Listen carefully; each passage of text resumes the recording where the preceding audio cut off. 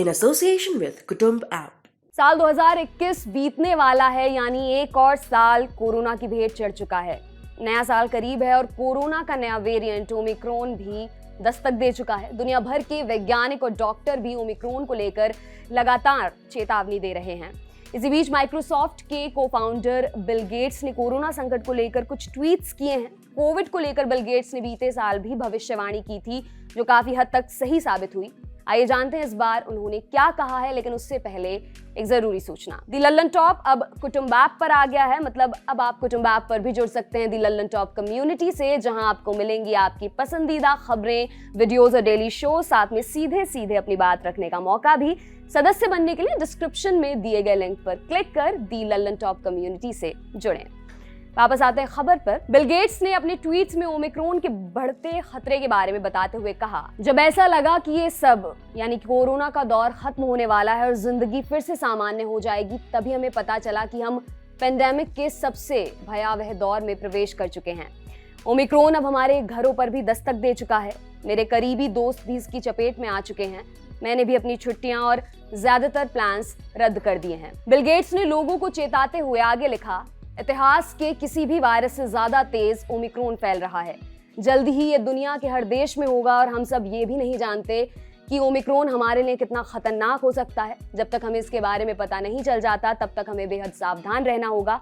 भले ये delta variant के मुकाबले कम घातक हो, लेकिन इस संक्रमण के फैलने की गति काफी तेज है। अपने ट्वीट्स में बिल गेट्स ने लोगों का मनोबल बढ़ाते हुए लिखा कि इस कठिन समय में सभी को एक दूसरे की मदद करनी है और पॉजिटिव सोच रखनी है। वे लिखते हैं, इस दौरान हमें एक दूसरे की देखभाल करनी है, खासकर उनकी जिन्हें खतरा है, चाहे फिर वे हमारे पड़ोस में रहते हो या फिर किसी दूसरे देश में। और ये हम कर सकते हैं मास्क पहनकर, भीड़ भाड़ वाली जगहों से दूर रहकर और वैक्सीन लगवाकर।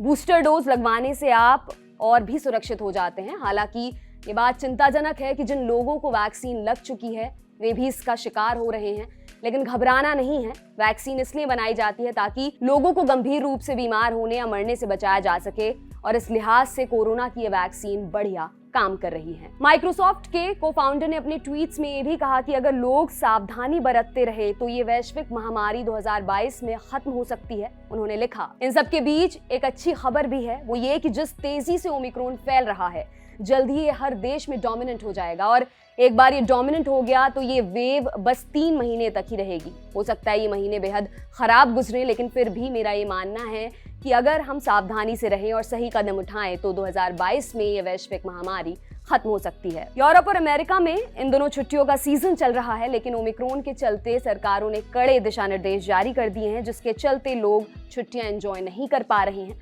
बिल गेट्स ने इसे लेकर कहा कि कोविड के साथ एक और छुट्टियों का सीजन बीत रहा है और इससे लोग निराश हैं, लेकिन हमेशा ऐसा नहीं रहेगा। वो वक्त भी जल्दी आएगा जब महामारी का ये दौर खत्म हो जाएगा। उनके मुताबिक अगर लोग एक दूसरे का ज्यादा ख्याल रखेंगे तो ये दौर जल्दी पीछा छोड़ेगा। कोरोना का नया वेरिएंट ओमिक्रॉन अब तक दुनिया के 90 देशों में फैल चुका है। इंग्लैंड और अमेरिका के बाद अब इजराइल में भी ओमिक्रॉन से एक मरीज की मृत्यु हुई है। बढ़ते संक्रमण के खतरे को देखते हुए इजराइल में हवाई यातायात पर पूरी तरह प्रतिबंध लगा दिया गया है। ओमिक्रॉन वेरिएंट के बढ़ते खतरे के बीच इजराइल ने अपने नागरिकों को कोरोना वैक्सीन की चौथी डोज लगाने का फैसला लिया है।